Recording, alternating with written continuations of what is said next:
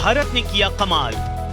भारत की अर्थव्यवस्था 10 साल में 2 गुनी। अर्थव्यवस्था की ग्रोथ में सबसे तेज। भारत की जीडीपी 105% बढ़ी। आईएमएफ के आंकड़ों ने की पुष्टि। 2015 में जीडीपी $2.1 ट्रिलियन थी।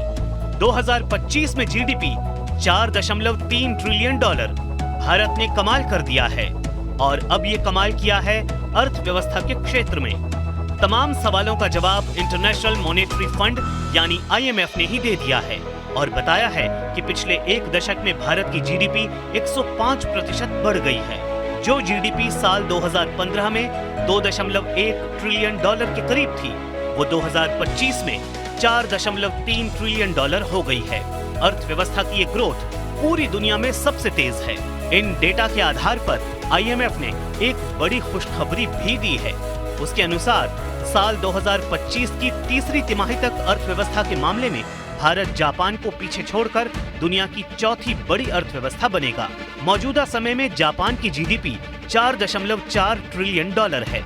लेकिन भारत जिस तरह से ग्रोथ कर रहा है और यही ग्रोथ रेट बना रहेगा तो भारत 2027 की दूसरी तिमाही तक जर्मनी को भी पीछे छोड़ देगा। जर्मनी की जीडीपी $4.9 ट्रिलियन है। आईएमएफ ने इसके साथ ही कहा कि भारत का जो ग्रोथ रेट है वो बरकरार रहेगा तो हर 1.5 साल में भारत की इकोनॉमी में $1 ट्रिलियन जुड़ जाएगा और ये बना रहा तो 2032 तक भारत $10 ट्रिलियन इकोनॉमी वाला देश बन जाएगा। भारत की इकोनॉमी का ग्रोथ रेट बहुत तेज, हर 1.5 साल में $1 ट्रिलियन जुड़ सकता है। 2032 तक $10 ट्रिलियन हो सकता है। कॉमर्स मिनिस्टर पीयूष गोयल ने कहा, पीएम मोदी के कार्यकाल में भारत की 10 साल में जीडीपी 2 गुना हुई है।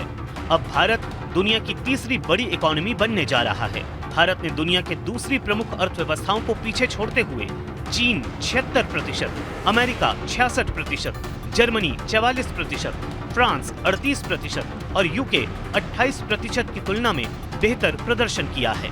साल 2007 में भारत $1 ट्रिलियन इकोनॉमी का देश बना था, लेकिन $2 ट्रिलियन की इकोनॉमी का देश बनने में उसे सिर्फ 7 साल लगे और वो 2014 में यहाँ पहुँच गया। अगले 7 साल में भारत की इकोनॉमी में $1 ट्रिलियन और जुड़ा और देश $3 ट्रिलियन की इकोनॉमी वाला देश बन गया। इसके बाद कोविड जैसी चुनौतियों को पार करते हुए भी भारत ने सिर्फ 4 साल में $1 ट्रिलियन और जोड़ लिया। इसी के साथ देश $4 ट्रिलियन की इकोनॉमी वाला देश बन गया। कर्ज के मामले में भारत मजबूत। पिछले दशक में भारत ने तेजी से ग्रोथ किया है और इसका परिणाम कर्ज के मामले में भी देखने को मिल रहा है। मार्च 2025 तक अमेरिका का कर्ज $36.22 ट्रिलियन है। वहीं तेजी से दुनिया में अपनी धाक जमा रहे चीन का कर्ज $2.52 ट्रिलियन है और भारत पर $712 बिलियन का कर्ज है। यानी इस मोर्चे पर भी भारत ने काफी सुधार किया है। आइए जानते हैं जीडीपी तय करने का आधार क्या है। देश में एग्रीकल्चर, इंडस्ट्री और सर्विसेज यानी सेवाएं 3 प्रमुख घटक हैं जिनमें उत्पादन बढ़ने या घटने के औसत आधार पर जीडीपी तय होती है। ये आंकड़ा देश की आर्थिक तरक्की का संकेत देता है। अगर आसान शब्दों में कहें तो मतलब साफ है, अगर जीडीपी का आंकड़ा बढ़ा है तो आर्थिक विकास दर बढ़ी है और अगर ये पिछली तिमाही के मुकाबले कम है तो देश की माली हालत में गिरावट का रुख है। सवाल उठता है कि भारत में कौन जारी करता है जीडीपी के आंकड़े? इसका जवाब है सरकारी संस्था सीएसओ। ये आंकड़े जारी करती है। केंद्रीय सांख्यिकी कार्यालय यानी सीएसओ देश भर में उत्पादन और सेवाओं के आंकड़े जुटाता है।